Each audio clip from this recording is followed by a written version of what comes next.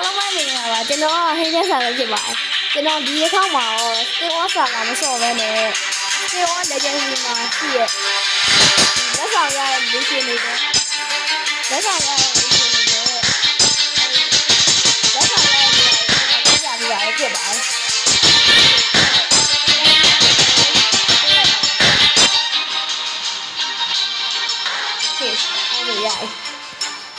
ဒါဆိုကျွန်တော်လက်ဆောင်ရနိုင်မယ့်နေရာကို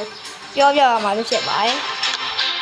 လောလောဆယ်ကျွန်တော်မစ်ရှင်ကိုရင်သွားရမယ်။မစ်ရှင်မှာလက်ဆောင်ရနိုင်မယ့်နေရာကိုကျွန်တော်လောလောဆယ်ပြောပါတော့ပထမဆုံးဟာတော့ကျွန်တော်တို့136ပြောပြလိုက်ကျွန်တော်ကြားလာတယ်136ကဒီ Speedrun ရုပ်လေးပဲဖြစ်ပါတယ်ဒီနာအကြီးရုပ်ပေါ့ကျွန်တော်ကလက်ဆောင်ဖောက်ပြီးကြမယ်လို့မထွက်လာပါပဲဖြစ်ပါတယ်ကျွန်တော်ဒါကို5ချက်လောက်နှိပ်ပေါ်ဒီလိုအဲ့လိုလေးနှိပ်တဲ့အခါကျရင်ကျွန်တော်Golden Chest ရပါတယ်Golden Chest ကိုမှစောင့်ရမလို့ပါဘူးကျွန်တော်တန်းဖောက်ရင်းပါတယ်နောက်တစ်ခုကကြတော့216ပဲဖြစ်ပါတယ် Okay 216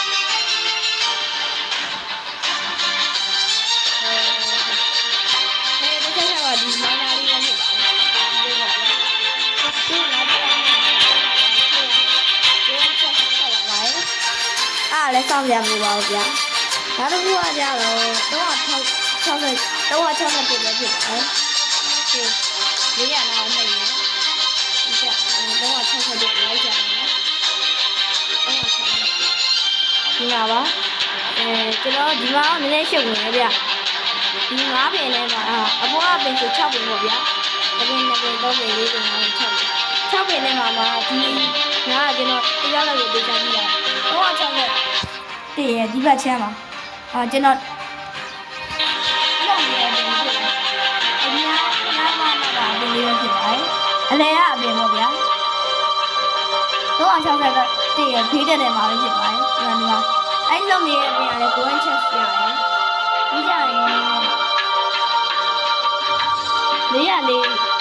ပဲဖြစ်ပါတယ်နံပါတ်မရှင်းနံပါတ်404ဒီကမော်ဆရာမာဂျာကေးပဲဖြစ်ပါတယ်ဒီကကိုနှိပ်လိုက်ရင်ကျွန်တော်ထိုးစံအတိုင်းကျွေးရန်ချက်လေးရပါဖြစ်ပါတယ်သူ့ကိုနှိပ်လိုက်ပါဒီလိုလေးနှိပ်လိုက်ရင်ကျွန်တော်ကျွေးရန်ချက်ရတယ်သူက Grand Chest ဖြစ်ပါတယ်ဒါကတော့ကျွန်တော်ပြောရဲ့ရှေ့ရနိုင်တဲ့နေရာတွေပါပြီးကြရင်ကျွန်တော် Christmas နေရာတွေလည်းရှိတယ်ဘယ်လိုမျိုးလဲဆိုတော့ဒါတစ်ခုချင်းစီလိုက်ပြပေးပါမယ်လောလောဆယ်ကျွန်တော်နံပါတ်1ကိုရင်းရှာမယ်။1ကနေဒီလိုမျိုးပါဗျာ။ဒီလို Christmas သစ်ပင်တွေဖြစ်ပါတယ်။ Christmas သစ်ပင်ကဒီမှာစုစုပေါင်းကျွန်တော် Stay War စာက Stay War Legacy မှာခဏ900တိရှိတယ်ဆိုတော့စုစုပေါင်း Christmas သစ်ပင်ဒီလိုသစ်ပင်မျိုးကိုမှ9ခုရှိမှာဖြစ်ပါတယ်။9ခုပါဗျာ။ရှင်းနေဆိုကျွန်တော်ကြည့်ပါဆောက်ကြည့်ပါဒီတစ်ပင်လေးကိုလိုက်လုပ်ကြည့်ပါဒီလောက်ကြည့်ရခါကျရင်ကျွန်တော် Golden Chest ကိုရအောင်ဒါနဲ့အဲ့ဒါလည်းဆိုတော့ကျွန်တော်နောက်ဆုံး Christmas 900မှာရှိတဲ့ Christmas လည်းဖြစ်ပါတယ်ဟုတ်လားဒီတော့ကျွန်တော်နောက်တွေ့ရပါတယ်ဟုတ်ဒီChristmas ပင်နဲ့တော့ကျွန်တော် Crystal ချက်ရပါတယ် Crystal ချက်ကထိုင်းတန်းဖို့ရပါတယ် Crystal ချက်မှာတော်တော်လေးကောင်းပါတယ် Crystal ချက်က Stay War Legacy မှာအကောင်းဆုံးချက်တစ်ခုပဲဖြစ်ပါတယ်ကဲကျွန်တော်တို့အရာဝတ္ထုရနိုင်မဲ့နေရာကြီးကြောင်းပြောပြီးဆိုတော့ရနိုင်တဲ့ mission လေးကိုပြောရနိုင်မဲ့ mission လေးကလုံးလုံးလေးပါဗျာ Christmas အပင်တွေရဲ့ဘေးနားမှာရှိတဲ့ mission တွေကိုလိုက်ဆော်ရအောင်ပါပဲခင်ဗျာဥပမာကျွန်တော်တခုဆော့ပြမယ်ဗျပြန်နံပါတ်ဒီမှာပေါ့ဗျာဒီက40နှစ်ဆိုဒီမှာ Merry Christmas ဆိုရေးရတယ်ဗျအဲ့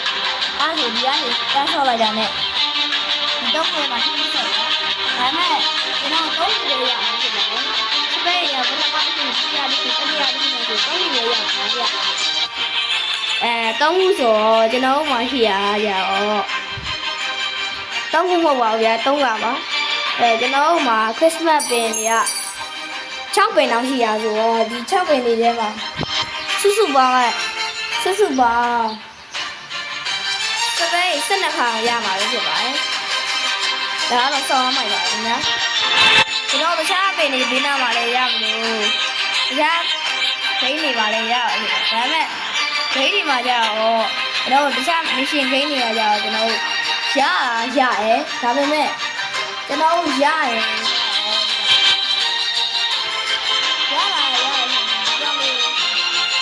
ဒီကောင်လေးတက်ပေးလိုက်အားဗျဒီကောင်လေးအတွက်မရှိမနေတော့မှာဗျโอเคကျွန်တော်ဒီနေ့ဗီဒီယိုကဒီလောက်ပါပဲကျွန်တော်ဒီနေ့ပြောပြခဲ့တဲ့အရာတွေအားလုံးကတော့တေဝါမှာ Grand Chess တွေရနိုင်မယ့်နေရာအကြောင်းတွေပဲဖြစ်ပါတယ်အားလုံးပဲ bye bye